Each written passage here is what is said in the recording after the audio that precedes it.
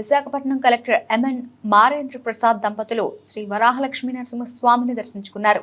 ఆలయ కార్యనిర్వహణాధికారి శ్రీనివాసమూర్తి నాదస్వర వేద మంత్రాలతో స్వాగతం పలికి ముందుగా స్వామివారి కపస్తంభం ఆలింగనం, తదుపరి బేడ మండపం ప్రదక్షిణ, అనంతరం స్వామివారి అంతరాలయం దర్శనం, అనంతరం వేద పండితులచే వేద ఆశీర్వచనం చేసి స్వామివారి శేషవస్త్రంతో సత్కరించి ఈవో శ్రీనివాసమూర్తి స్వామివారి ప్రసాదాలను అందజేశారు. వీరితో విశాఖపట్నం ఆర్డీఓ మరియు భీమిలి ఆర్డీఓ, చిన్న గదిలి ఎంఆర్ఓ తదితరులు పాల్గొన్నారు.